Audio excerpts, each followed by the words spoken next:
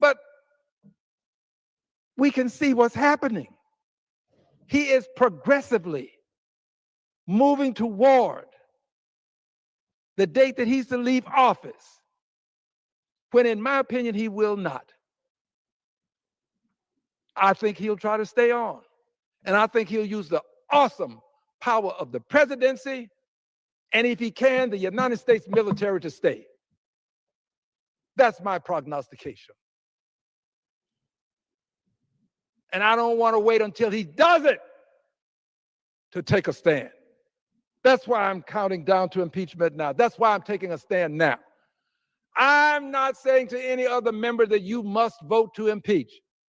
But I'm saying to everybody, you have notice now.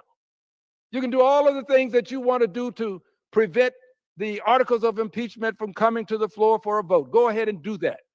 But I want posterity to know that there was one member of Congress at least, I believe there are others, but one member of Congress at least that realized that we should have taken action, and one did.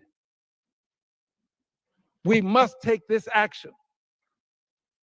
If nothing else, maybe if he sees that impeachment is imminent, maybe he'll change his behavior. I doubt it. But maybe he'll change it. Maybe he'll come to his senses and realize that what he's doing is harmful to democracy. To democracy. Not just to the people that he demeans, but to democracy. So I'm going to bring these articles of impeachment. Everybody is on notice now. Everybody. Not only am I going to file them, I'm going to ask for a vote. This cannot stand. There are people who will say in quiet places something similar to what I've just said. I hope that those people will have the courage. If you don't want to say it publicly, I just hope that you'll have the courage to do what you can do to prevent the imminent threat that this president has become to American democracy. I say threat. It's an assault on democracy now. It was a threat. It has now become an assault. So we're in a countdown to impeachment. And I am giving every assurance that I can. Please take me literally. I plan to bring these articles of impeachment against this president.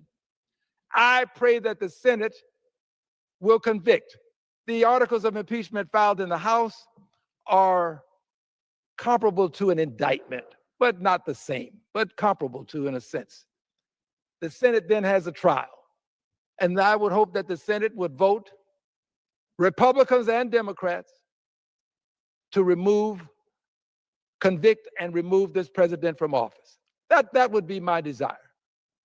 But I don't always get what I want, which means I've got to be prepared to file again. I'm not going to let this die, this behavior. If you don't vote this time, it's okay. I'll file again. Because there's plenty that he's already done. Not everything should be put into just one set of articles. So there are plenty of other things. I already have articles pending against him that I call the sword of Damocles for what he has done in defying court orders, flouting court orders, not giving due respect to orders of the court. This is the president of the United States doing it. It's not just some other person. President. So they're hanging there. And I'm waiting. I'm waiting on him to get the order from a judge who's looking at it. I've been waiting since this occurred. There's a judge looking at a case that was before him. And if this judge rules as I think he will, the sword of Damocles will fall on him, meaning the articles that I've already filed dealing with his failure to obey the simple constitutional premise of persons having a right to due process. Everybody in the country knows, as he would say, everybody. We know that everybody doesn't, but that's his terminology. Everybody knows that you get due process in the United States of America, except the president. You get what a might makes right mentality accords you, when you're dealing with the president. So we'll have this countdown to impeachment. I'm going to file against him before the Christmas break. Just let everybody have their fair shots at me. Do whatever you need to do. Probably shouldn't have said shots. Take whatever lawful measures you think you should take. But before the Christmas break, I plan to have articles filed and voted on right here in the Congress of the United States of America, because we cannot allow him to normalize the notion that you can just hang members of Congress because you don't agree with their position. Even if their position is wrong, he shouldn't say, according to this, in 6 Truth Social posts, one including that he advocated for hanging the Democrats. Anybody wants to read this? It's in Politico. Thank God for Politico. Trump calls for Democratic lawmakers to face trial for seditious behavior. And there, by the way, there are members who will agree with this. There are members who are going to say, oh, it's okay for the president to say you can hang people in this fashion. They'll say it because it's become normal for some people. I don't live in that world. I live in a world where the president of the United States is supposed to be the most respected person in the country, where the president of the United States is a person who sets the example. He's an exemplar, not just an example, an exemplar, a supreme, superb exemplar of what behavior should be like in the country. Even presidents make mistakes, but these are not mistakes. These things are done with intentionality, and they're done almost on a daily basis. There's something new almost every day. I expected something new today, but I didn't expect this. So before Christmas, we will vote again on impeachment. And I'm giving notice now so that no one will say that they're surprised when I bring additional articles. I already have some on file, and there are other things that he's done that I shall pay attention to. This has some specificity associated with it, but there are other things as well. So, Mr. Speaker, as I conclude my message tonight, I think it's important to note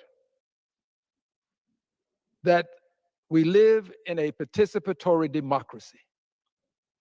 Every person has a duty, responsibility, and an obligation to participate in the functioning democracy. You should vote, you should serve on a jury, but you also have a duty in a participatory democracy to protect the democracy. You got to protect it. You can't just allow a president to become a might makes right authoritarian. We have to protect the democracy that we've inherited. We do it for ourselves. We do it for posterity. We do it because without this participatory democracy, the world itself becomes at greater risk. The United States of America is a pretty important piece of the puzzle of life that the entire planet Earth is a part of. We've got to protect this participatory democracy. I thank you, Mr. Speaker, and I yield back the balance of my time. Members are reminded to refrain from engaging in personalities towards the president and to direct their remarks to the chair and not to any perceived viewing audience. The chair will remind all persons in the gallery that they are here as guests of the House and that any manifestation of approval or disapproval of proceedings is in violation of the rules of the House. Under the Speaker's announced policy of January 3rd, 2025, the gentleman from Arizona, Mr. for 60 minutes as the designee of the Majority Leader. Thank you, Mr. Speaker Pro Tem. I've missed all of you. I don't know if you missed me, but We're going to actually try something tonight, and some of what we're going to do this evening is a little bit complex. It's going to be a little bit thick, but we've double-checked and triple-checked a portion of the math, which means a number of our brothers and sisters will turn their ears off almost immediately, because remember, we all work in a math-free zone. Couple clean items of order first. I want to thank, I think it is, though I don't know if they were screwing with me or having some fun, I think it's Forbes breaking news, took like 12, 13 hours of these floor speeches and put them up on YouTube. And I've actually had a couple people who obviously don't have lives who've been watching them. And we've been playing this game of, here's the prediction, Schweikert, you made over the last year. Here's what you got right. Here's what you got wrong. Let's first do, I got wrong my prediction on interest rates. I really thought the 10-year bond would be closer to 5. It's at 4.1. But things like the US getting downgraded, things like the semi-glutites crashing in price by the end of the year, we've actually gotten right. But the one thing I wish I had gotten wrong was the debt and deficit projections. And for the trolls out there who immediately go, well, there's all this spending in the tax bill. Most of that hasn't started yet. If you actually look at the breakdown of what's going on, what are the two drivers of US sovereign debt? It's the very things that we're not allowed to talk about. It's interest and demographics. And we're going to walk through some of the reality of the math, because this is how perverse this place has become. The Democrats, well, they'll blame, and Republicans will blame, and we're going to blame shiny objects, things that actually have almost no actual value to our future, to this republic and where we're going. Okay, so as we start this, I need everyone to embrace a couple factoids. You got 7 years and the Social Security Trust Fund is empty. And no one stole the money. We just didn't have enough young people to keep the ratios. So in 7 years, the math right now says a 24% cut. In 7 years, we double senior poverty in America. In 7 years, the math says you're going to start to see baby boomers doubling homelessness. In 7 years, the Medicare trust fund is empty. Hospitals right now and others who are part of the Medicare Part A cash flow take about an 11% cut. In 7 years, we double the spending on Medicare. We go from 1 trillion right now to 2 trillion. It's demographics. And I'm going to show you some of those charts. But let's first walk through the craziness. And look, I've had some administration folks, some other folks talk to me about, look, tax receipts are up, and they are. And there's a whole series of things we've done to reduce spending. We have. But none of it appears to be big enough to deal with the cost of the refinancing of debt that's coming off the very low interest rates from a few years ago to the much higher interest rates today, to the medical inflation, to the healthcare utilization, to just the things that are basic, driven by our demographics. So let's deal with some reality. And if you have a question about my math, you can look it up online. Go to the Treasury's website. But this is important. We're now 51 days, I believe, into the new fiscal year. So we're 51 days. Do you realize we've now borrowed $628 billion in the first 51 days of this new fiscal year? Yeah, Treasury has put more, is holding almost $900 billion in cash, which they typically operate with about $800 billion because of the in and out. But you start to realize at the current borrowing rate, we crossed $1 trillion this fiscal year before Christmas. And it's not Republican or Democrat, it's demographics and interest. But that isn't a lot of fun because our political consultants need something where we can attack each other. But by doing that, we are incapable of an honest conversation of the bleed. Understand a basic principle. At this rate of borrowing, when you're clicking off $1 trillion in just 4 months, 5 months, you've decided the bond market basically is the most powerful organization in ruling your country. It's not us as policymakers. It's not the White House. It's the bond market. Because if you do the last 12 months, we've been borrowing about $6.3 billion a day.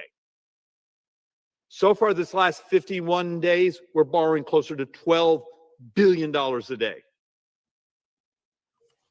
It's just math. Except we're incapable of actually talking about it.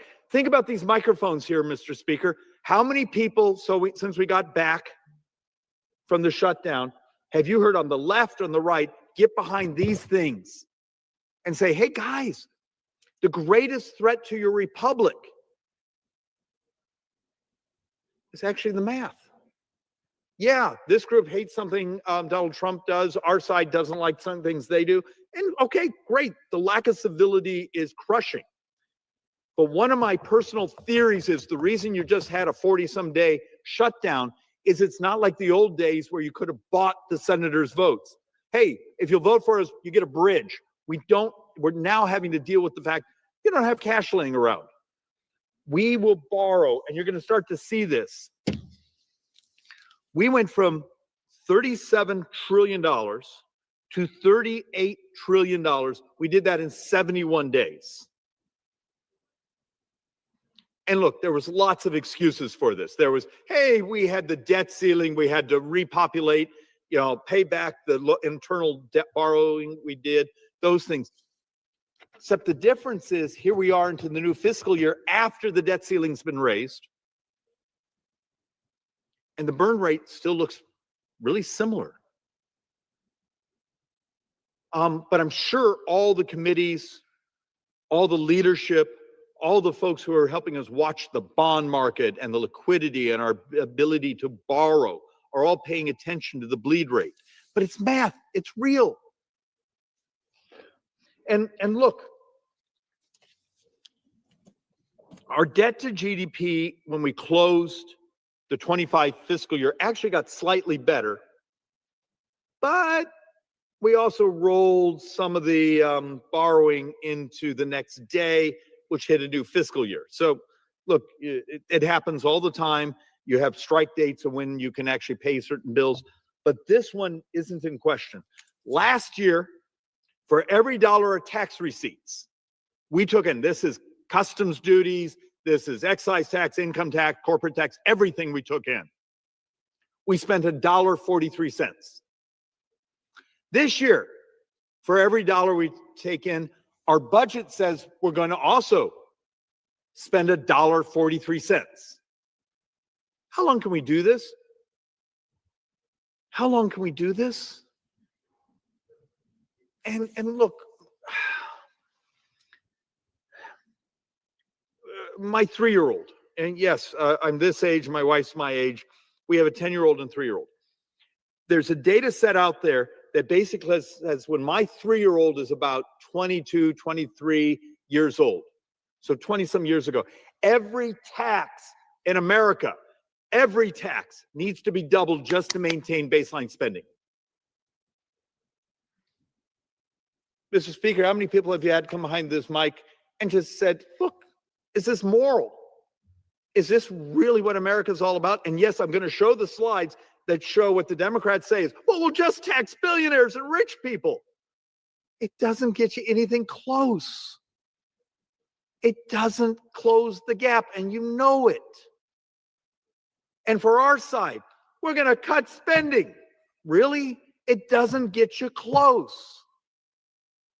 Because we're not really ready to have the revolution of how we spend money. Because adopting the very technologies, the cures, the things we can do, the army of lobbyists outside this door lose their blanket minds because we're requiring them to either change their business models or make the bureaucracy do it differently, or maybe come up with the conclusion we shouldn't do it at all. Once again, for every dollar we take in tax receipts, we're going to spend $1.43.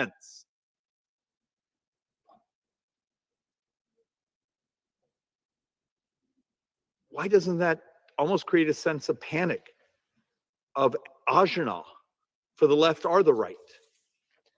Is it just we run into the problem of telling the truth to our voters after maybe we've lied to them? It's rich people we don't tax enough. It's waste and fraud. It's illegals. All of those are real, except in the scale of the spending. They're just not that much. And we're not, and it's just the insanity of what's going on. Look, and I'm trying to help understand wages. Yeah, let's back up. Tax receipts are up.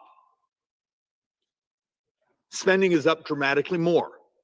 But most of the tax receipts that we're gaining it's almost all capital gains. So of the increased tax receipts, only about 5.5% of it is actually the growth in wages.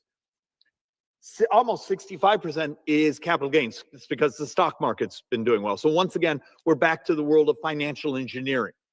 Those of us with assets, we're doing great. You keep hearing people talk about the K-shaped economy. What they mean by that is if you're on the lower tier, you don't hold assets, particularly after the years of inflation. Those with assets, the assets inflated. They're just fine.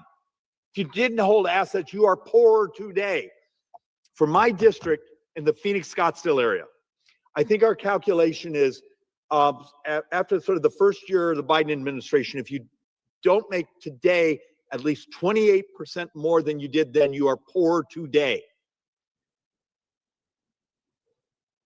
Now you don't, there's almost no cycle where magically prices start to come down. The way you deal with this is economic growth, wage growth. Is prosperity moral? Is it Republican or Democrat? It's just the right thing to have a society where people, their lives get better every day. So, just a board I've used before, but it's just to make a point for anyone that's paying attention. This is the 10-year bond.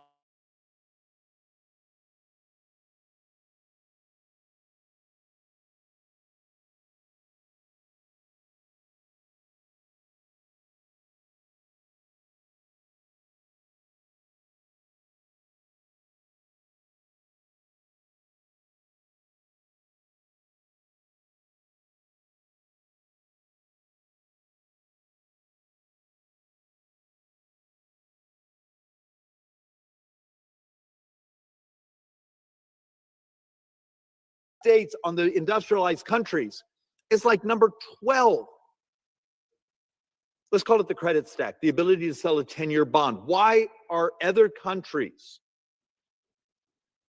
able to sell a 10-year bond cheaper than the biggest economy in the world? The country with the reserve currency. Does anyone pay attention to this? Oh, David, that's not fair. Greece engaged in fiscal consolidation. They're actually lowering their debt, where we're now over 100% of debt to GDP, and there's no plans to tell the truth about it. Because if you tell the truth, you might get unelected. You have a dozen countries that can sell a 10-year bond cheaper than the United States today. Greece being one of them. So let's get into some of the complications. So when I say it's one of the primary drivers, interest and demographics. Remember, if you have 38 trillion, and remember we play this game, United States does this, other countries don't do this. So here's 30 trillion that we have to go to public markets. People from all over the world, from primarily the United States, buy our bonds. It's in your pension. It's in the banknote you buy. It's this, that. But there's another several trillion that's actually borrowed internally. But it's not magic money. We still owe the Social Security Trust Fund money, the Medicare Trust Fund money. When we borrow the cash out of those trust funds, they are paid interest. So it's still an obligation. And it's one of my great frustrations when you hear some of the government economists, well, publicly borrowed money is this. Yeah, but the internally borrowed money we still owe interest on. Are we not going to pay it back? It's borrowing. And so when I come back and say demographics, understand age groups as a share of the population, 2004 to 2024, so a year plus ago. We had 1.4% of the population was 18 years old. In 2024, 1.3% of the population was 18 years old. It's just demographics. The United States in around 1990, 91 started to roll over in the number of children we have. And for the people who are in the natalist policy, we spend lots of time researching this. There's no magic solution. You have a country out there, when you have your third or fourth child, they buy you a house. Still hasn't increased fertility rates. There's a crazy math set, and I've never vetted it. It was saying like South Korea in 150 some years, there's almost no South Koreans left. It's happening all over the industrialized world. This is why getting tax policy, regulatory policy, things so correct, because we're going to have to be able to find a way to have productivity grow and grow and grow so we can raise people's wages, because so many of our brothers and sisters are poorer today. And the way you raise wages is two things. Inflation, well, that doesn't get you anywhere, or productivity. You can't be afraid of AI, synthetic biology, robots. And people go, oh, David, you're not supposed to say that, but it's true. Because next year, the number of 18-year-olds is smaller than this year. And the year after that, it's smaller than that. And it's smaller than that. America is now running into a situation. We have too many classrooms, too many school buses, and not enough senior centers. So this place is doing an amazing job having an honest conversation about the United States demographics and where we're going. Oh, David, we're not supposed to talk about that. How do you make public policy if you can't even be honest about the most basic parts of the math? So the other part of the punchline here, 20 years ago, 12.3% of the population was 65 and up. 20 years later, it's functionally 18%. It's not double, but it's pretty darn close to you double those who are 65 and up. And look, a weird little factoid. When I was a teenager, 1970s, and I remember this number, there was functionally $7 spent for every young person and $1 spent on seniors. Today, that is flipped. It's just demographics. The baby boomers have moved into their retirement years. We have a societal promise we got to keep. We made a promise.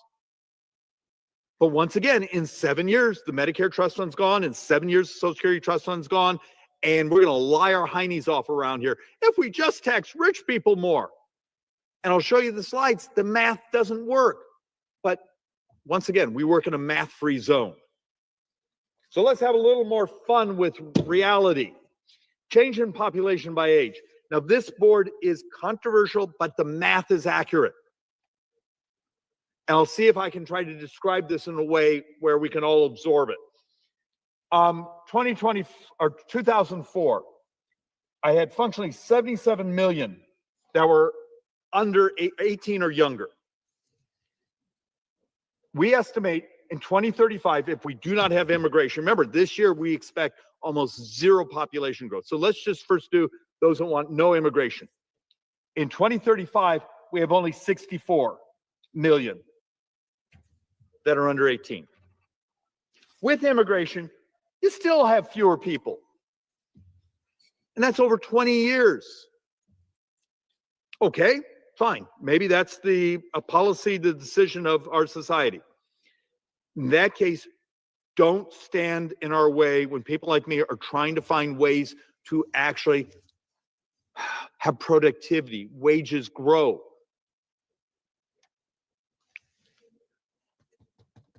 This is something very unique the United States is up against. Massive amounts of debt, massive amounts of debt. Remember, so far this fiscal year, I got to do this math really quick. I think we're borrowing like 130, maybe $131,000 every second. If I take it over the last 12 months, it's like 71,000 a second. So you have this massive debt and then a population that's flat. And where we're going right now, it's actually could be declining over the next decade. Not by a lot. Tell me how I make the economy grow. How do I make sure your pension is there?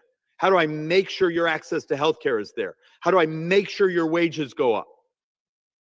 There's ways we can do it. And I've come up behind these mics over and over and over and talked about the adoption of technology, of redesigning government.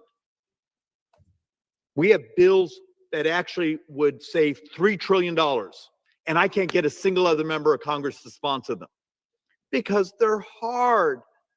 I'll get lobbyists who will say mean things about me.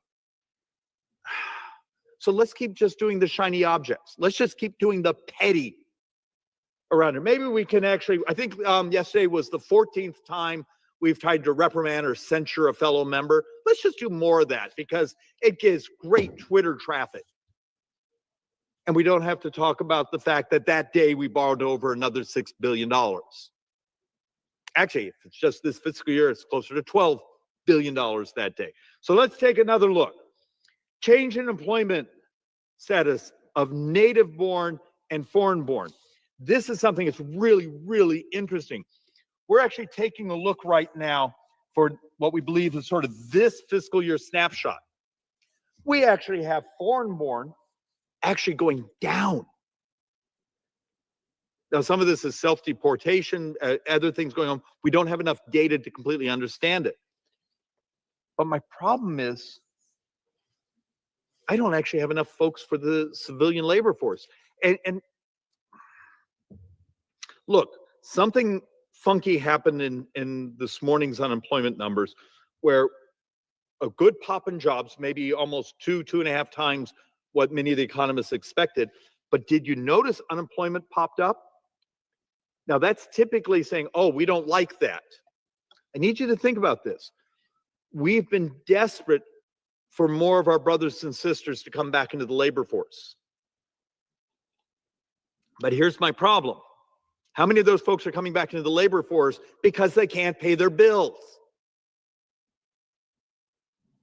Because wages still haven't gone up enough to make up for the years of inflation. We actually don't know completely yet.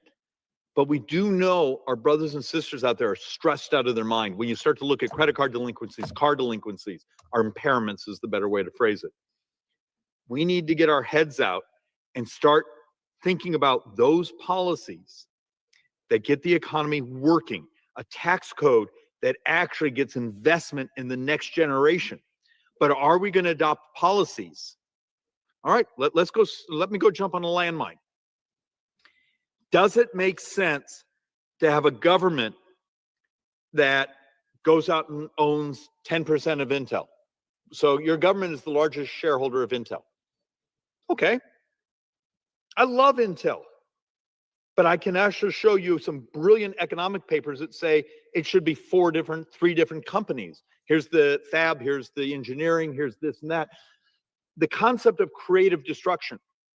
Here's how the thought experiment works. If you're old enough to remember Blockbuster Video, should we have slowed down the internet so Netflix could not have put Blockbuster Video out of business?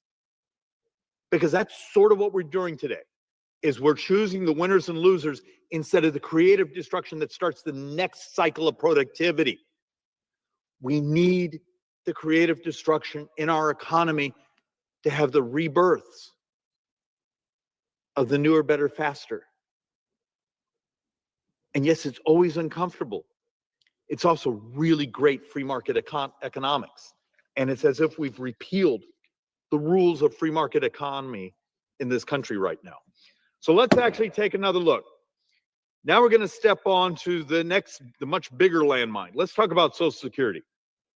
Social Security finances and workers' benefit ratio. This is how many workers there are compared to our brothers and sisters receiving. Do you see the red lines here?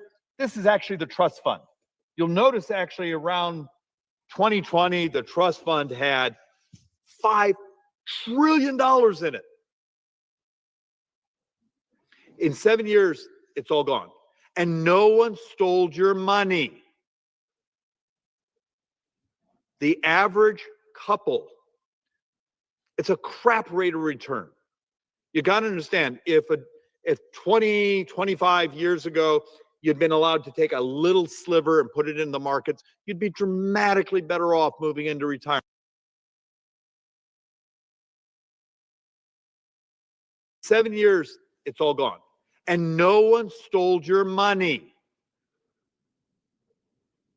The average couple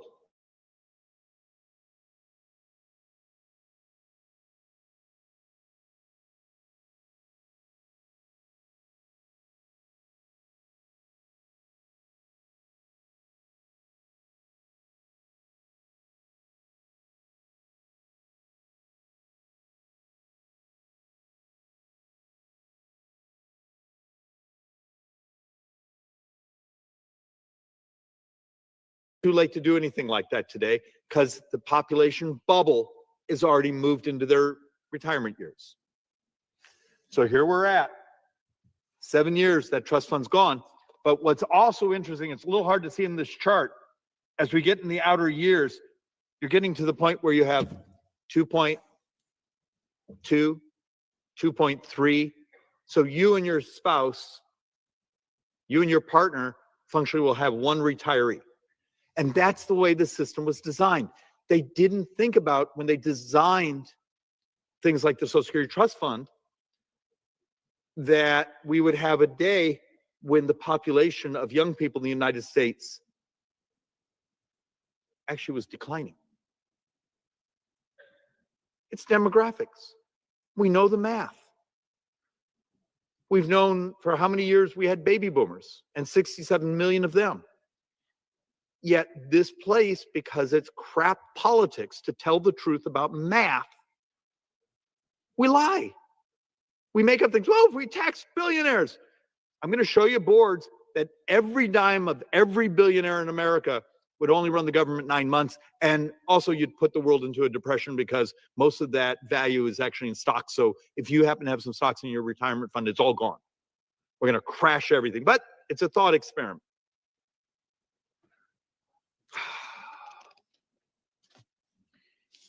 And there was someone that had an article out this last week that talked about saying, well, when the Social Security Trust Fund's gone, we'll just borrow it from the general fund, and the general fund will borrow it from the debt market.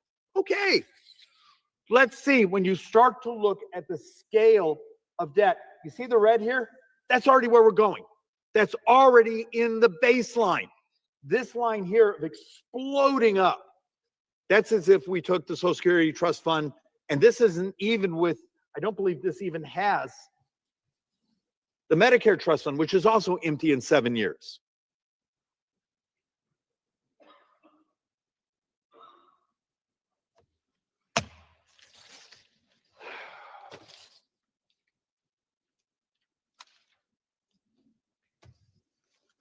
And if anyone really wants to understand how difficult the policy choices are, and also how, let's have a brutal moment, the members here don't tell the truth, particularly my brothers and sisters on the left. We just tax rich people. Please go look up Jessica Riedel's calculations, Manhattan Institute. There's a couple great articles. They walk you through the math. Every tax. So do the Bernie Sanders math. We're going to take people over 400,000, 500,000, and we're going to maximize tax. You maximize everything. And it's almost the Laffer curve. We're going to tax you to the point that it rolls over. on every tax, you get 1.5% of GDP in new taxes. Okay, probably be really helpful.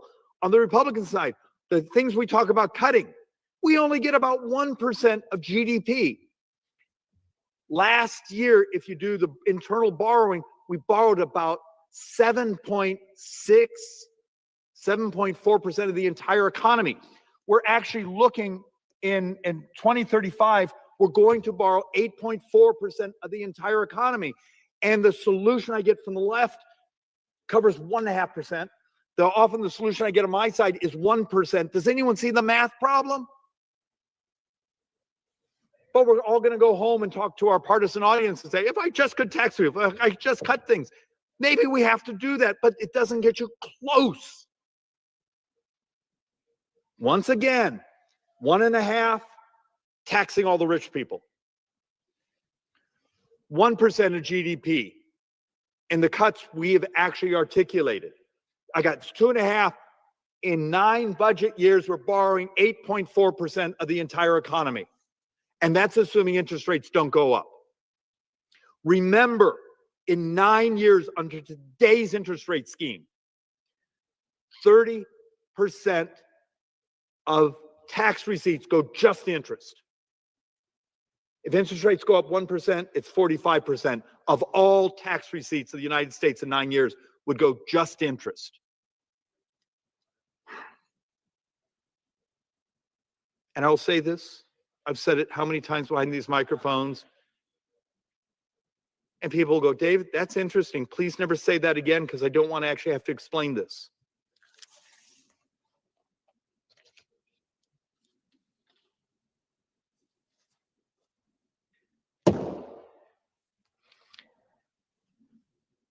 If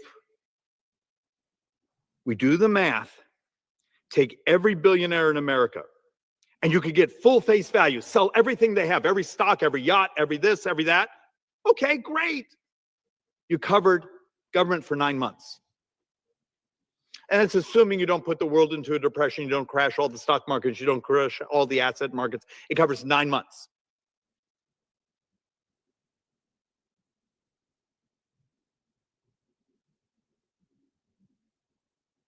Why do we live in this fantasy world where people throw out solutions like this that they know are absolute frauds?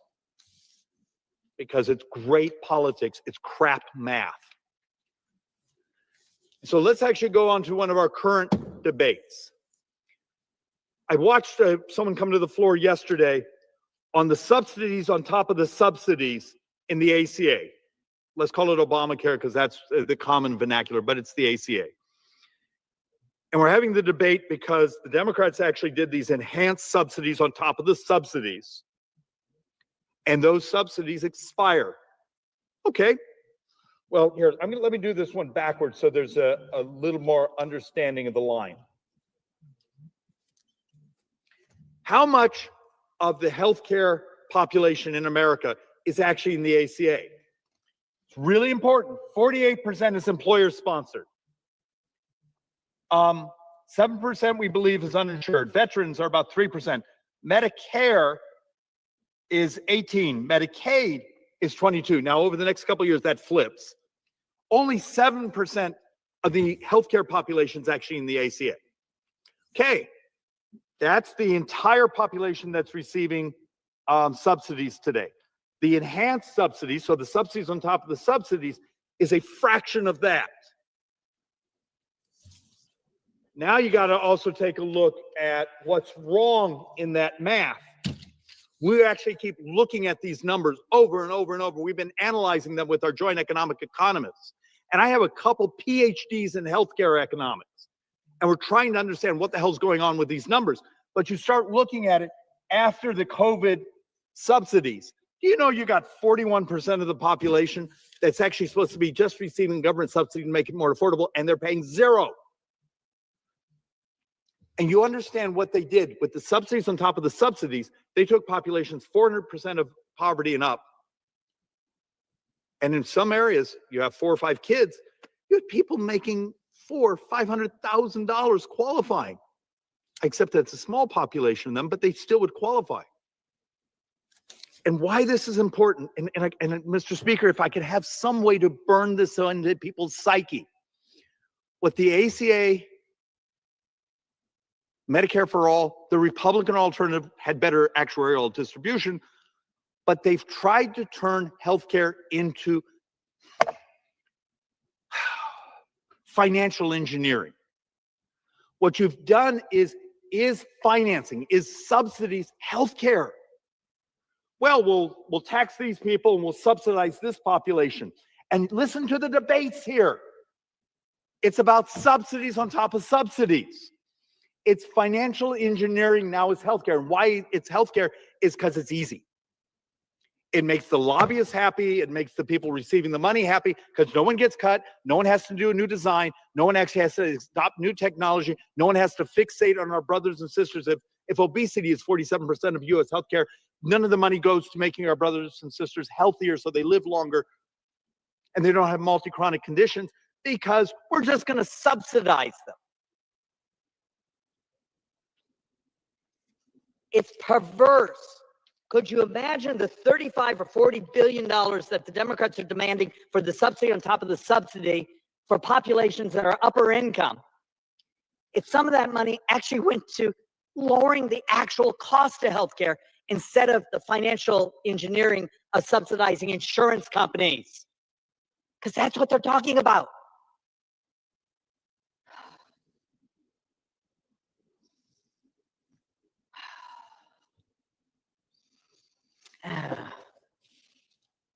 Let's just go to this one and see if I can make this make sense.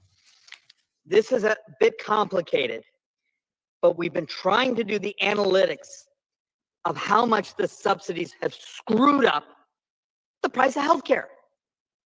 And if you walk through it, you say, okay, we can actually chart where the subsidies come in and it actually raises the price of healthcare. The way the insurance companies retain their profits, we've screwed up the price. We've actually built a model that shows of the stunning amounts of money we're spending, only 34% actually goes to the insured and their health care. Another 28% is disappearing into people that didn't even know. You've actually seen, we all, I'm sure, have been reading the articles that a third, 30% of those in the enhanced ACA subsidies, so the subsidies on top of the subsidies, didn't even know they had health insurance.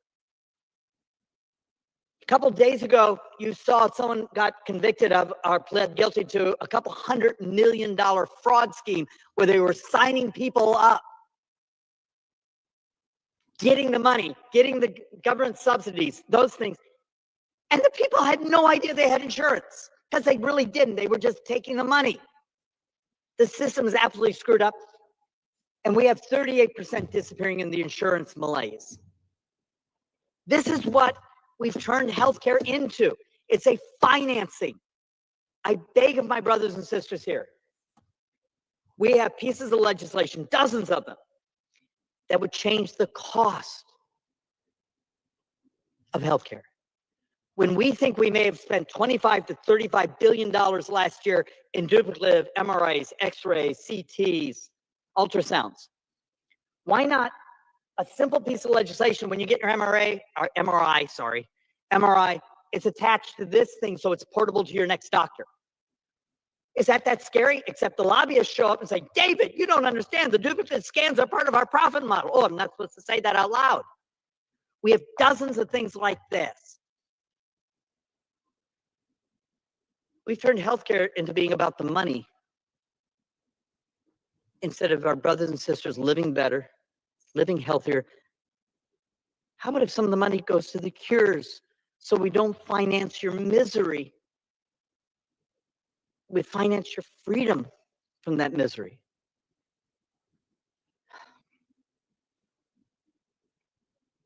And I say these things, and tomorrow morning there'll be an army of lobbyists, an army of groups from my district saying, David, you don't understand. We need the cash. Don't make us do it in a modern fashion. Mr. Speaker, I'm going to make the argument. Prosperity is moral. Curing people's misery is moral. Using the technology that makes you sovereign, that makes you free, so you can help take care of your own health is moral. And what we do here is absolutely immoral. We don't tell the truth about the debt. We don't tell the truth about the demographics. We don't tell the truth about the damage we're doing to your retirement, my kids, little kids' future.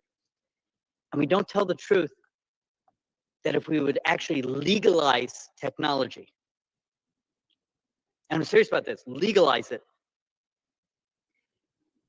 how much healthier every American could be. And we could crash the price of healthcare. Will this go on dead ears? That I yield back.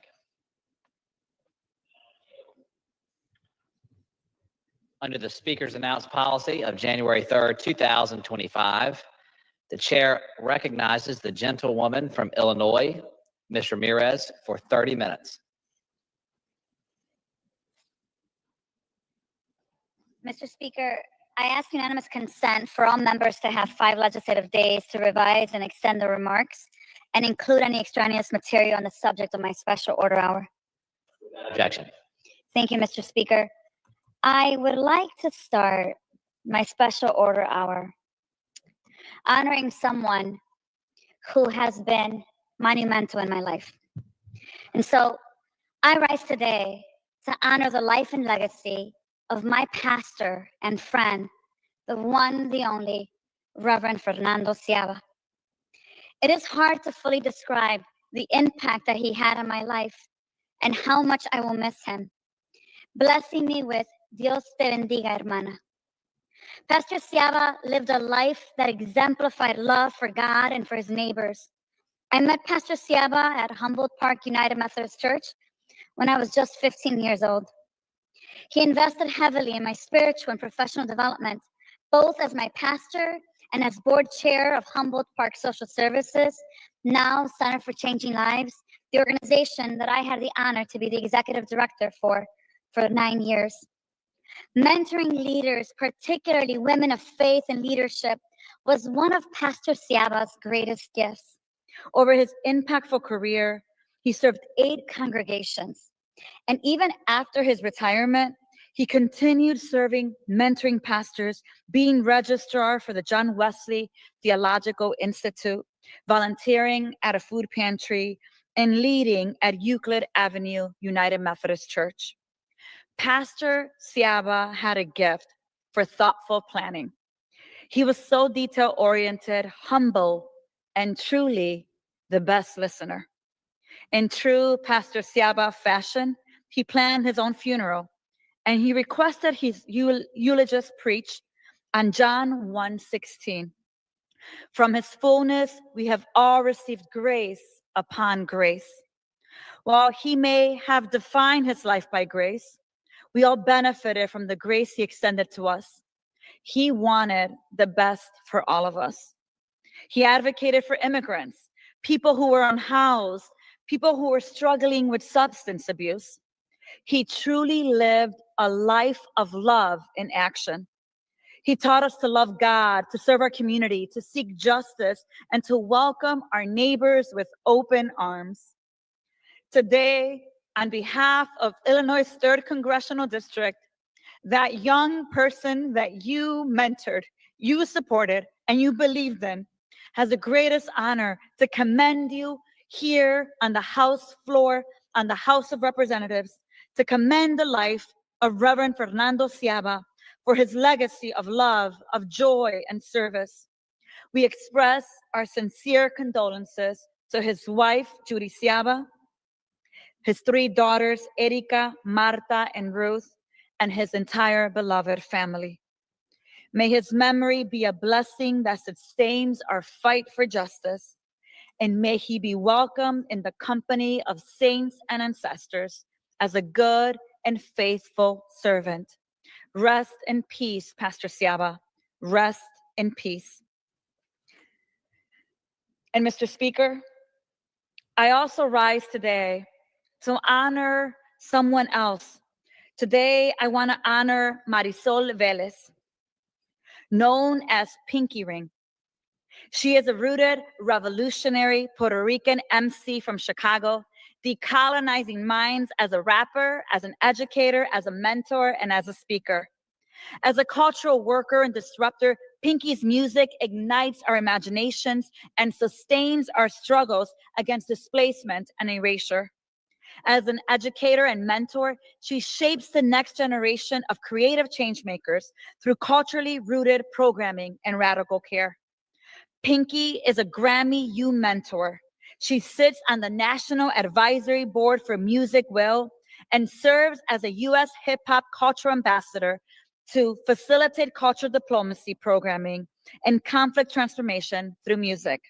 In her roles, she is shaping the first ever K through 12 hip hop guidelines with the Hip Hop Education Center. And so, Pinky, on behalf of Illinois' 3rd Congressional District, it is my honor to commend Marisol Vélez for helping young people find their truth unapologetically and share it creatively. And now here in the House of Representatives, your name will live on past you and me. Congratulations, Marisol. With that, Mr. Speaker, I would like to now yield to one of my colleagues. I would like to yield to the gentlewoman from Illinois, Ms. Underwood, for as much time as she may consume. I rise today because what happened in Illinois, even before House Republicans took an 8-week vacation, was September 19th. So this is the first chance that I've had to address the House about the outrageous abuses of power our community has endured for the past 2 months. Under Kristi Noem's so-called leadership, Department of Homeland Security agents have terrorized my district. Their reckless and incompetent methods have traumatized families and endangered entire neighborhoods. No community in America should live under siege by the federal government, as mine has. Federal immigration officers and National Guard personnel, weaponized and politicized by the Trump administration, swept into my district with no communication, no coordination, no transparency, no accountability, and no regard for public safety. They came barging into our towns, ignored our laws, and trampled on our civil and human rights. In Aurora, a federal agent pepper sprayed a constituent of mine directly in the face from inches away while she was standing completely still with her hands at her sides, unarmed. Elsewhere in my district, we heard reports that federal officers used an elementary school as a staging area, positioning armed tactical teams on school grounds in full view of children. Parents are afraid to leave their homes after hearing about neighbors abducted by masked agents while walking their kids to school, leaving the children unattended by the side of the road. Workers fear going to their jobs, our economy is suffering, and local businesses have seen foot traffic collapse. Because despite the Trump administration's claims of targeting, quote, the worst of the worst, their immigration enforcement operations have been a chaotic mess, sweeping up US citizens, legal immigrants, and people with no criminal record. I was horrified when federal agents rappelled down from helicopters to a Chicago apartment complex in the middle of the night, smashed windows and doors, threw flashbang grenades, dragged children from their beds, zip-tied, and detained US citizens for hours. And yet, after all that, federal prosecutors have not filed criminal charges against anyone detained that night. And in a recent court filing, DHS listed 614 people arrested as part of Operation Midway Blitz. And only 16 of them have criminal histories of any kind. That's 2.6%. The other 598 people have no criminal record. What's happening in Illinois is called racial profiling. Greg Bavino, the Border Patrol agent who led Operation Midway Blitz, literally told a reporter that agents arrest people based on, quote, how they look. Masked officers are violently targeting people, including US citizens, because their brown skin and their black hair make them seem suspicious. This is a complete failure. Our founding fathers warned us about this type of government overreach after seeing how a desperate king's troops could trample on our unalienable right to liberty. And yet, as we approach our nation's 250th birthday, we are confronting a similar tyranny. That's not all. Many of those arrests were essentially disappeared. Members of Congress could not get basic information from DHS about where they took our constituents. During the Republican shutdown, DHS leadership chose to furlough the liaisons that we rely on to locate detainees and resolve urgent casework. When a constituent reached out because her husband was denied access to medical care in a detention facility, my office's emails bounced back and our calls went unanswered. Weeks later, I'm still waiting for a response. But the shutdown didn't stop DHS agents from harassing citizens and using force on peaceful protesters because the administration deemed those violent tasks essential. That was not an accident. That was a policy choice. My fellow Americans, this is not what legitimate law enforcement looks like. Operation Midway Blitz disregarded Illinois state laws, federal laws, and the US Constitution. Due process, a foundational constitutional right for all people in this country, went out the window. Local police and officials were kept in the dark. People were snatched off the streets, seemingly at random. Many of my constituents felt like they were being hunted because of the language that they speak or the color of their skin, simply because they needed to run an errand at the hardware store or walk their kids to school. This is not about public safety. When the president has the power to terrorize American communities for his political purposes, it makes us all less safe. It makes us all less free. The people of Illinois deserve answers, and Americans deserve better. I yield back. Thank you so much. Thank you, Congresswoman. Thank you for your hard work, for your courage, for your commitment, and for speaking truth to power in the People's House. You know, Speaker, I look around and I look at every single chair here, and I think about the fact that members of Congress, every one of us represents about 700,000 people, but together we represent every single person that lives in this country. That's got to be the greatest honor and privilege for anyone to be able to serve humanity in this way. And so it's important for me as we think about the People's House, about the fact that we went 43 days without session. The Speaker put us into recess, and some of my colleagues were not even in their district. But here we are 43 days later on the fourth day of this week of session. And as a reminder, I feel the necessity to remind my fellow Americans around the country and everyone watching what has happened here. And so as a reminder, Republicans' big ugly bill perpetrated the greatest transfer of wealth from working people to the ultra wealthy in American history. I can tell you that when I visited food pantries in my district, I met people who said to me, Congresswoman, every single year I donate $1,000 to this food pantry. But here I am making a line, and I've been here for 3 hours. This is not the country and the promise that I thought the president made. Here we are now.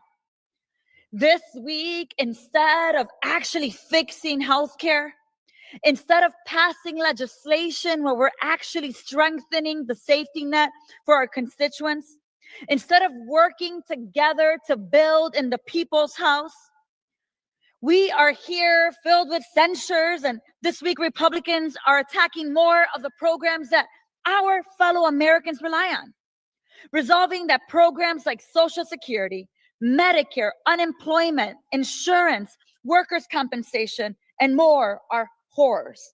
So let's talk about the truth of the so-called denouncing the horrors of socialism resolution that we are going to be voting on in a couple of hours in the morning.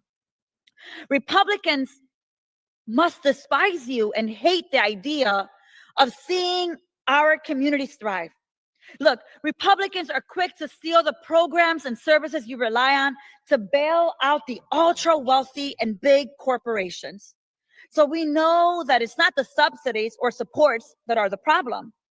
Republicans champion socialism when it's benefiting the rich and the powerful, who they think deserve it most. But when it comes to working families, then social programs are a nightmare because bottom line, they do not believe you deserve the support. Let me give you a few examples of social welfare programs that Americans rely on every single day, whether they're in a Republican district or a Democratic district. SNAP benefits, VA benefits, local fire departments and police departments, the United States Postal Service, FEMA, public education, and the interstates that make commerce possible. Listen, socialized programs are the foundation and safety net that ensures all members of our community can thrive, regardless of our personal economic ability to pay into a capitalistic society. So let's be very clear. I know, Speaker, you may not want to hear this, but it feels like hypocrisy. They want to give money to the elites while leaving nothing for everyday working families. It goes without saying that I will be voting no on this resolution. I believe that our country must reprioritize and reconsider what we invest in. For me, that's working people. The ultra rich don't need more subsidies. We're about to have a trillionaire that comes from this country. And they should finally be paying their fair share in taxes. I believe that everyday hardworking people deserve more and better. And they've said this to you directly. They've said this to all of us directly. I believe in universal health care. I do. I believe in free higher education. I do. In social housing and pensions for all, so that people don't have to work until they're 90 and they can retire with dignity. I also believe in guaranteed minimum income, free public transit, and so much more. You see, working families should be given every single thing they need to thrive. They shouldn't have to work 40 hours a week and still feel like they can't make it. And so we demand more. We demand a future that works for every working person. And we can, in fact, build that together. But we can't do that as we're destroying healthcare. You see, since day one, the Trump administration and Republicans in Congress have been clear about the pain they're willing to inflict on the American people. You see, in only 11 months, Republicans have used their power to cut our healthcare, to close our hospitals, to raise our healthcare costs in order to make sure that billionaire bosses become richer. It's open enrollment season, and working families are already seeing double, triple the cost they usually pay for health insurance premiums. These are the very same people that have been telling you that they can barely afford their health care and to pay for their mortgage. In Illinois, many people will see their costs rise between $3,000 to $23,000. Money that every family in our state should be able to keep to invest in their families and communities' quality of life. Here's the bottom line. Costs keep increasing and people won't be able to afford their health care. Millions will go without the goods and services that they need. And the president wants us unhoused. He wants us foreclosed. He wants us poor. And it seems like he also wants us uninsured. Look, I've already signed a discharge petition to ensure that the ACA subsidies extension is put on the floor for a vote, because we need to use every single tool at our disposal to fight for our working families. But I think it's time, it is past time, for Republicans to join Democrats in prioritizing working people and address the pain that our communities are enduring. We should be demanding more, and it means that we could be using the discharge petition process. We have seen it work before this week to release the Epstein files.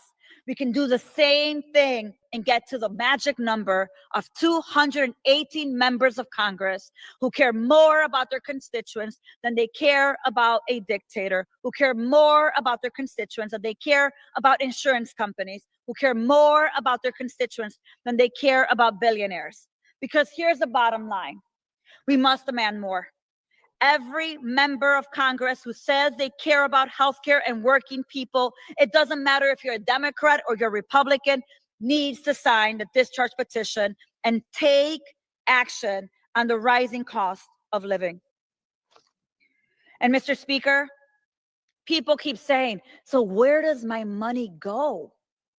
My taxes keep increasing. Where are they going? Well, Mr. Speaker, you and I both know where the money is going. Yes, it's going to Homeland Security, $150 billion there so that the secretary can cosplay and jump on those $200 million jets. But it's also going to other parts of the world to pay for bombs. And so I want to talk to you about a bill that I introduced a few months ago. It's called Block the Bombs Act. Whether you are a Democrat or a Republican, it must frustrate you that our government is using your money, your dollars, your taxpayer dollars, so that someone else can use them in another country and bomb women and children. Look, I've been clear since the beginning of the ceasefire in Gaza and Israel that Netanyahu and Trump are a lethal, unaccountable duo that cannot be trusted. In the time since the most recent ceasefire agreement, the Netanyahu government has continued to bomb Gaza, including refugee camps, restrict the movement of humanitarian aid, move to annex the West Bank, and has continued to arrest Palestinians without charge. All while Netanyahu continues to lobby the US for more and more of your money so that they can get more weapons unconditionally, which Trump is inclined to deliver as long as he can turn Gaza into the next Middle Eastern Riviera. Well, today on this House floor, we must say enough is enough.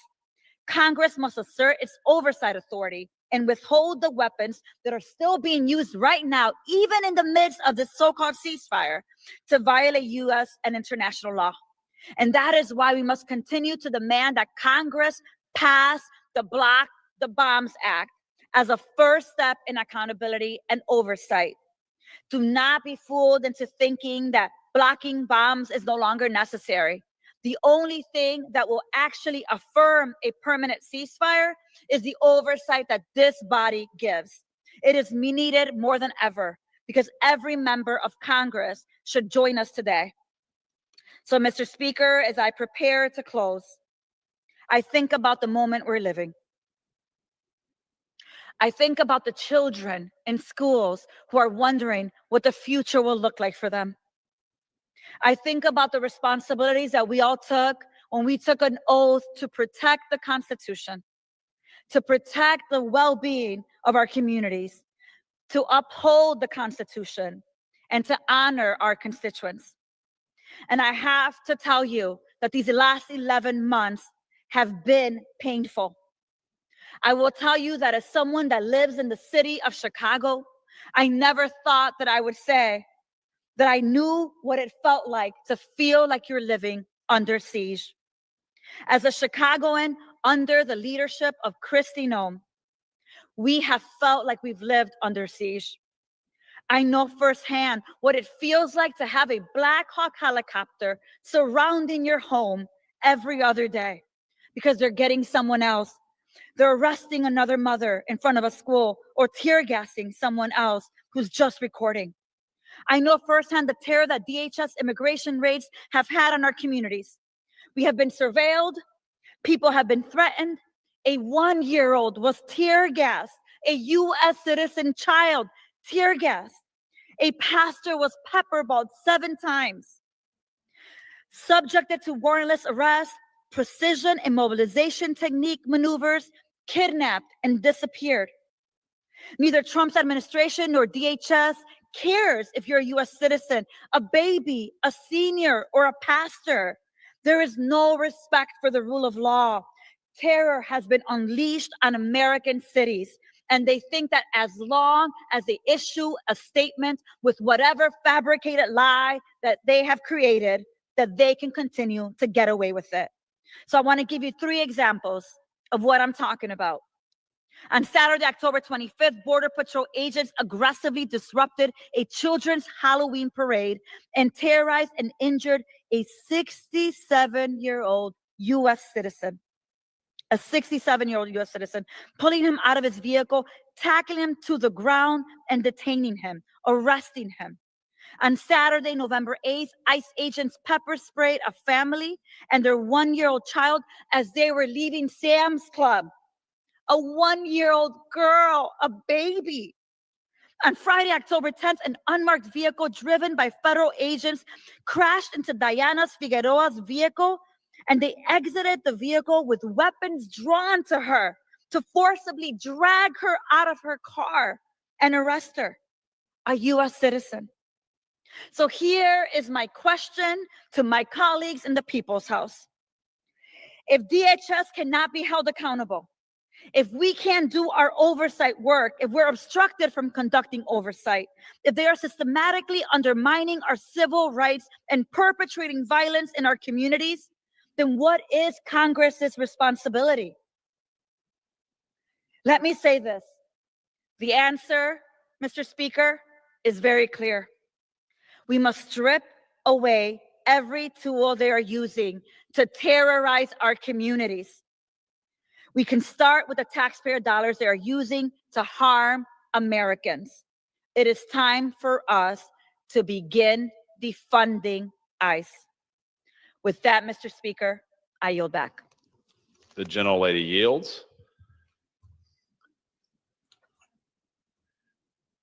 The chair recognizes the gentleman from California, Mr. Kiley, for 30 minutes.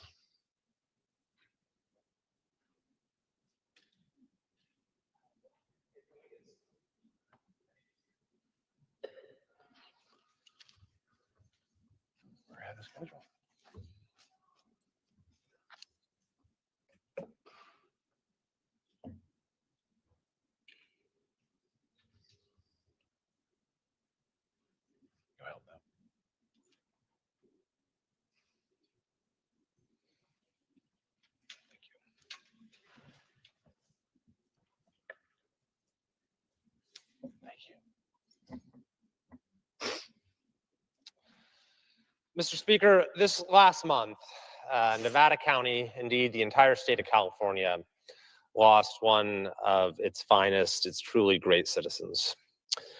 Eduardo Aguirre Garcia was born in Barcelona, Spain during the Spanish Civil War. He was the second child and only son of Jose and Esperanza. His favorite memory as a child was playing marbles in the streets, although he frequently returned home with an empty bag. His life was forever changed when he applied and was accepted into the American Field Service program and became an exchange student in 1955. He sailed across the Atlantic with fellow students. They spent the time discussing American customs and culture. It was on this ship that he was advised to avoid asking out girls that wore a pin because the pin indicated that they'd been pinned by a boy and were not available to date. So he traveled across the United States on his way to Millbrae in California, where he was hosted for the school year by the mayor of Millbrae, Webb Whitner. When he arrived at the San Francisco airport, he was greeted by American AFS students, including Nancy Campbell. Now, while he was intrigued by Nancy, he would not ask her out because he saw a pin. But he didn't realize until the end of the school year at Capuchina High School in San Bruno that she wore a pin because she was Jobs' daughter of an international organization.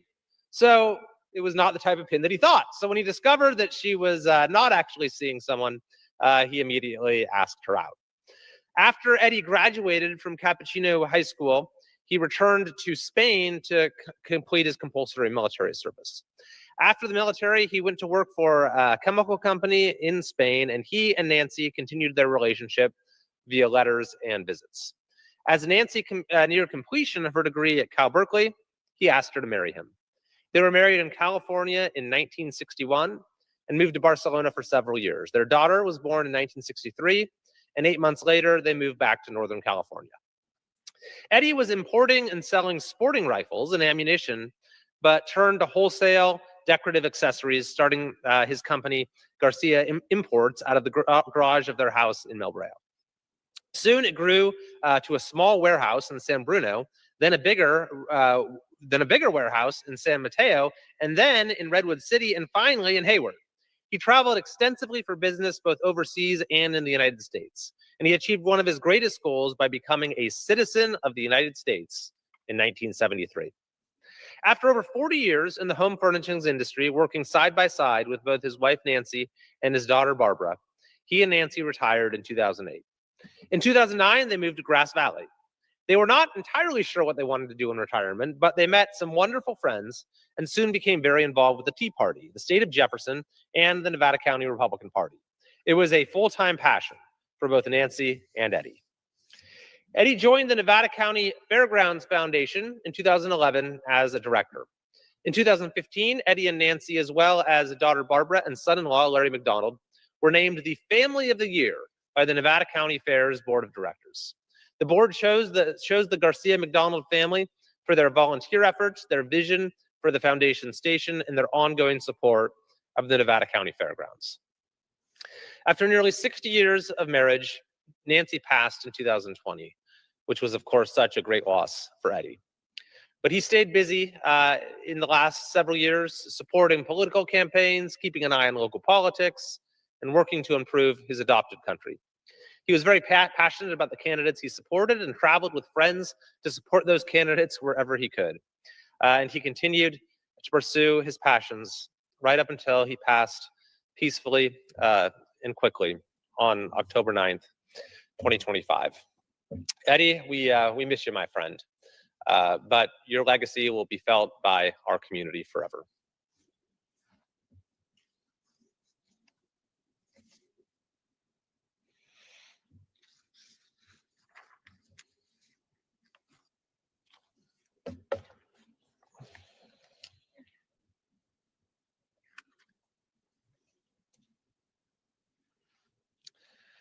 Mr. Speaker, I rise today to again call for an end to the terrible redistricting war that is cascading across the country, with a domino effect going from one state to the next, states throwing out their entire congressional.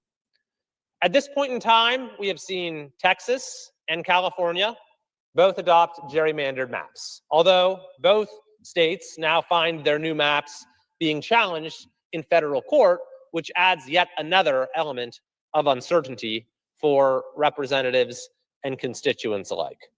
But it's gone far beyond California and Texas. We now have, we are now seeing states either already or in the process of starting to adopt new maps in states like Missouri and potentially Indiana and Kansas and Florida perhaps, as well as Virginia or Illinois or Maryland, and several others. It seems hardly any state will be spared. And many that have said they wanted to simply don't have time this year, so they're waiting to do it until the next cycle.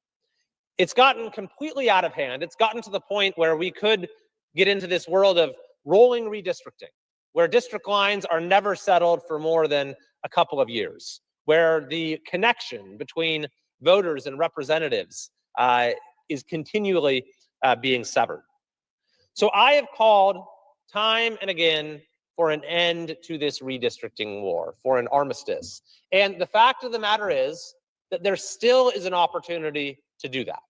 But it's a very narrow window of opportunity that exists.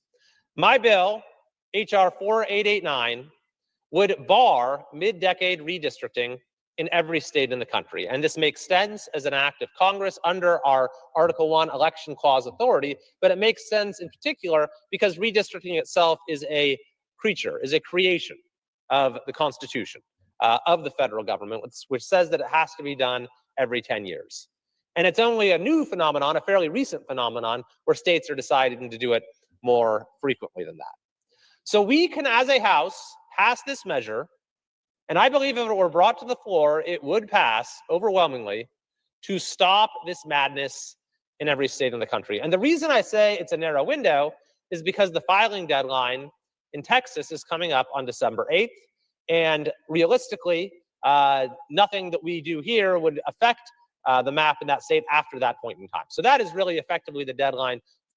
I rise, and still I rise. A proud, unbought, unbossed, liberated Democrat. And still I rise.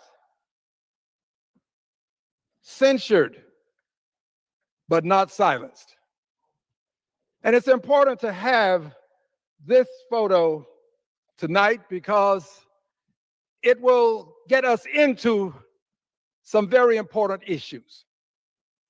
This was the occasion when I stood before the president as he stood behind me, giving a statement at a joint session of Congress.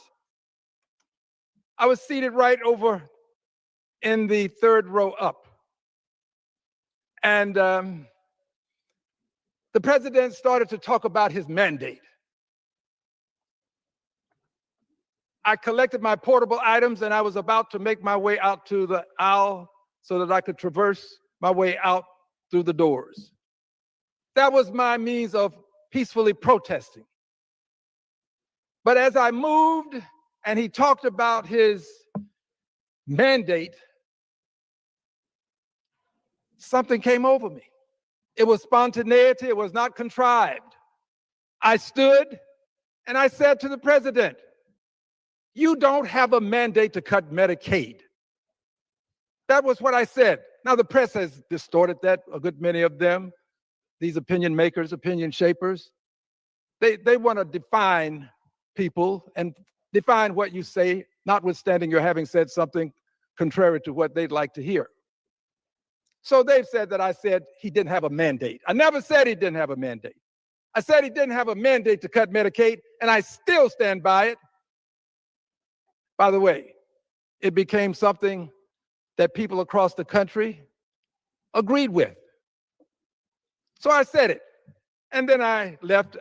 And after I left, after having been told that I had to leave, because the speaker concluded that I was out of order. I have no hard feelings as it relates to the speaker. I have no animus related to his requiring me to be removed. Although I am the only person who's ever been removed from a joint session of Congress. But here's what happened after I left. The president, from this podium, the president looked over toward my Democratic colleagues. And the president said to them, as he was talking, words tantamount to them being lunatics. He said it. Members of the Congress of the United States of America at a joint session of Congress, and the president calls the Democrats lunatics. I wasn't here. I don't know what I would have done if had I been here and he called me a lunatic, because I never insulted him by saying something negative about his personhood. I didn't do that, but I was censured. The president was not censured for calling members lunatics at a joint session of Congress. He's not been